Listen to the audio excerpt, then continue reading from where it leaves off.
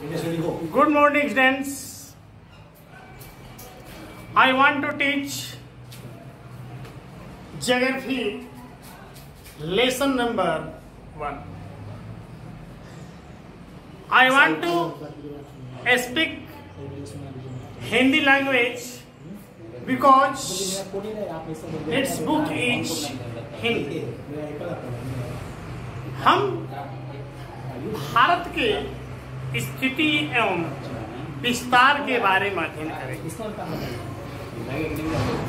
भारत एक विशाल तथा प्राचीनतम संस्कृति वाला देश है। यहाँ पर अनेक प्रकार की विभिन्नताएं पाई जाती है। भारत सिंधु घाटी सभ्यता के माध्यम से एक विकसित हुई सभ्यता बनी है। चलिए उसमें भारत में स्थित वैशाली गणराज्य विश्व का पहला गणराज्य है। भारत विश्व में एकमात्र ऐसा देश है जिसके नाम पर एक महासागर है, जिसका नाम है हिंद महासागर। यह दक्षिण एशिया में भारत के महत्वपूर्ण स्थिति को दर्शाता है। भारत की स्थिति के बारे में अध्ययन करेंगे। भारत एक विशाल देश है। यहाँ का मुख्य भूभाग 8 डिग्री 4 इंच उत्तर से 37 डिग्री 6 इंच उत्तर अक्षांश तथा 68 डिग्री 7 इंच पूर्व से 97 डिग्री 25 इंच पूर्वी दिशांतर तक फैला। यदि हम भारत के द्वीप समूह को सम्मिलित करते हैं तब इसका विस्तार जो है दक्षिण में 6 डिग्री 45 इंच उत्तर से अक्षांश से शुरू होता है। भारत का दक्षिणतम बिंदु इंदिरा पॉइंट के नाम से अंडमान एंड निकोबार द्वीप समूह में स्थित 23.5 डिग्री अक्षांश पर कर्क रेखा भारत के बीचों बीच इसे लगभग 2 भागों में बांटती है।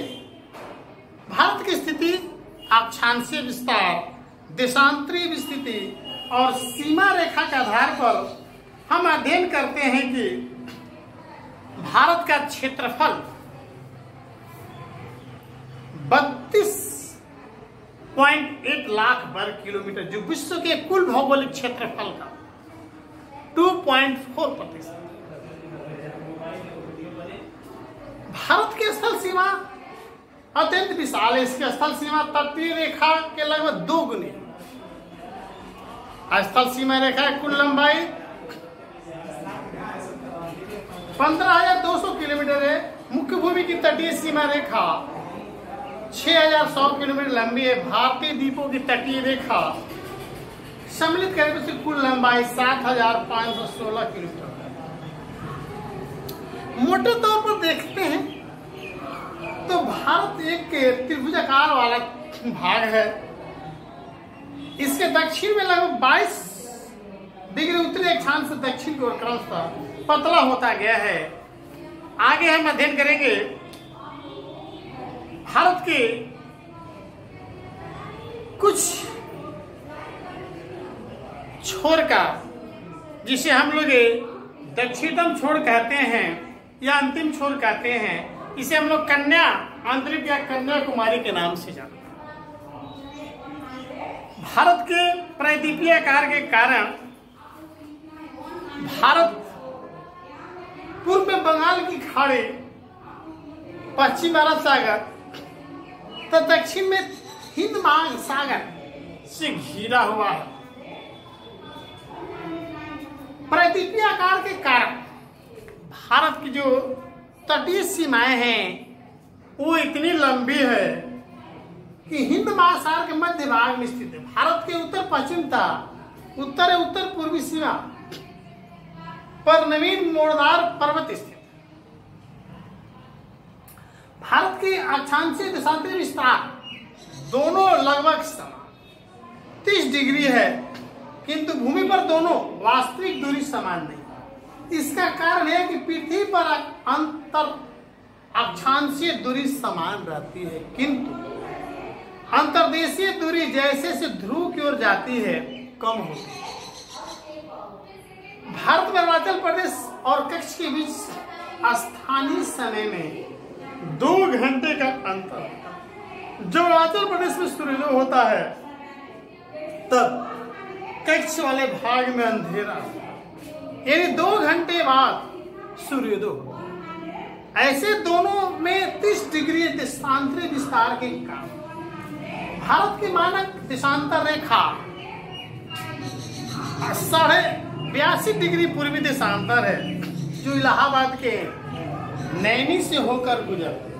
मानक मध्याह्न रेखा चुनते समय इस बात का ध्यान रखा जाता है वह देश के बीचों बीच से गुजरते तब 7 डिग्री 30 इंच का गुणांक तो 7 डिग्री 30 देशांतरी दूरी पर स्थानों के बीच 30 मिनट का संबंध होता है।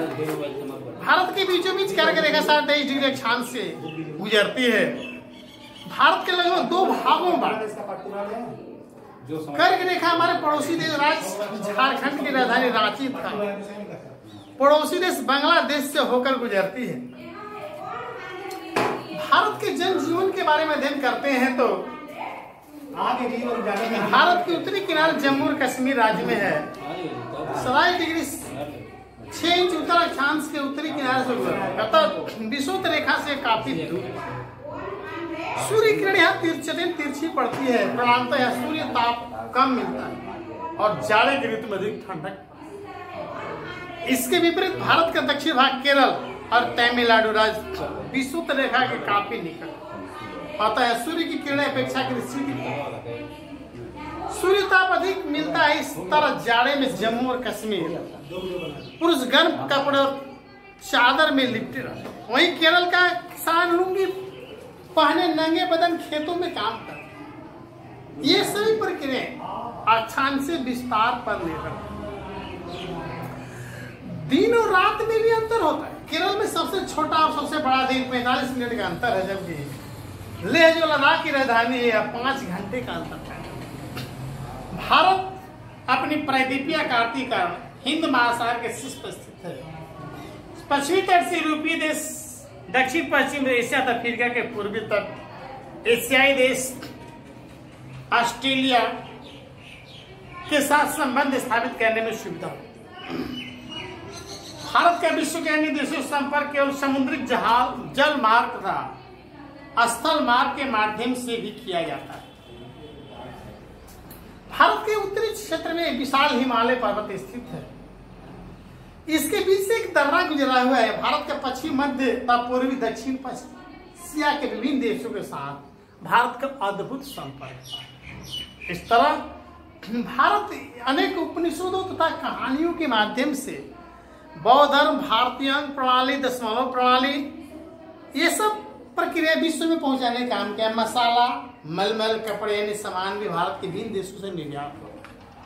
इसके विपरीत यूनानी स्थापत्य कला था पश्चिमी एशिया की वास्तुकला, मीनार तथा गुंबदों के प्रभाव हमारे देश के विभिन्न भागों में देख रहे।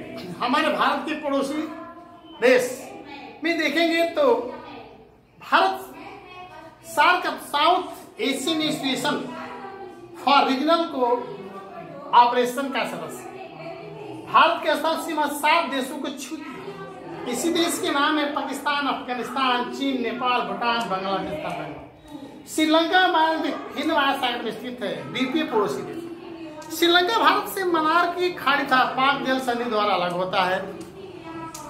भारत के मुख्य विपद धनुषकोटी में श्रीलंका का तट मात्र 24 किलोमीटर दूर है। इस रेखीय द्वीप की श्रृंखला को एडवेंच ब्रिज के नाम से जाना जाता है। जम्मू और कश्मीर भारत या अफगानिस्तान और चीन की सीमाएं में, दूसरी ओर पाकिस्तान, ताजिकिस्तान की सीमाएं भी। इस तरह निकटतम 5 देशों की सीमाएं होने से यह देश सामरिक दृष्टि से अत्यंत संवेदनशील। जम्मू कश्मीर के उत्तर पूर्व में तिब्बत का पठार है जो अब चीन के अंतर्गत। यहाँ कौशल पर्वत, कैलाश पर्वत और मानसरोवर झील स्थित है। इसके बाद उत्तर पूर्व की ओर बढ़ने पर नेपाल भारत का एक अन्य पड़ोसी देश है। हिमालय गोद में बसा हुआ संस्कृति जिससे नेपाल भारत के बहुत निकट। प्राचीन काल से हमारे संबंध नेपाल से काफी घनिष्ठ है। नेपाल में हिमालय से निकलने वाली नदियां बिहार के मैदानी भाग होकर गुजरती है, जो कि गंगा नदी मिलती है। इसमें कोसी नदी, जिसे बिहार का शोक के नाम से जाना जाता है, यह इसका उद्गम स्थान नेपाल में है। ये दोनों देशों में कोसी नदी का एक संयुक्त परियोजना विकसित हुआ है, जिसके कारण पारस्परिक सहयोग और मौलिक भावना को बल मिला। नेपाल में कोसी तटबंध से टूट जाने से अनेक बिहार में भयंकर बाढ़ आया करती, इसलिए हम भारत और नेपाल के बीच आर्थिक संबंध बनाने की कोशिश करते हैं, जिससे हमारे देश की सीमाएं हमेशा सुरक्षित। आज भूटान के विकास की जिम्मेवारी भी हमारे भारत पर ही है। यहाँ की अनेक समस्याओं की देखरेख हम ही करते। पूर्व में भारत एक चीन की सीमा रेखा हिमालय से होकर गुजरती है। इस सीमा के रेखा का नाम है मैकमोहन। अरुणाचल प्रदेश, उत्तर पूर्व में भारत, चीन, म्यांमार तीनों देशों की सीमाओं को छुएगा। इसके बाद पूर्वांचल पहाड़ियां हैं, म्यांमार को भारत से अलग करती है। दक्षिण में पड़े म्यांमार और अराकाना पर्वत से मिल जाते, आगे चलकर बंगाल की खाड़ी में डूब जाती, पुनः निको द्वीप समूह में प्रकट होती है। उत्तर और पूर्व के क्षेत्र में स्थित पर्वतमालाएं अत्यंत जटिल और ऊबड़। इसके परिणाम स्वरूप हम भारत के भिन्न भिन्न क्षेत्रों का अध्ययन भी करने लगे। अब हम भारत के विकास होने की सब प्रक्रियाओं को हम आगे की तरफ बढ़ाते। इस तरह यह सड़क मार्ग सिक्की दर्रे से होकर गुजरती है। दूसरी पर्वतमाला कश्मीर लेह मार्ग है, जो उच्च पर्वत श्रेणियों से होकर गुजरती है। तीसरा प्रमुख मार्ग सिक्किम एक दायरे से होकर गुजरता है। यहाँ पर वायुयान के मार्ग भी विकसित है, उच्च पर्वत श्रृंखला है, अगम्स नहीं रहे। पश्चिम बंगाल में भी अनेक सुविधा उपलब्ध है। हमारा देश बांग्लादेश पड़ोसी देश है। हमारे पड़ोसी देश पाकिस्तान स्थित है। भारत और पाकिस्तान के बीच स्थित सीमा को हम लोग रेड क्लिफ लाइन कहते हैं।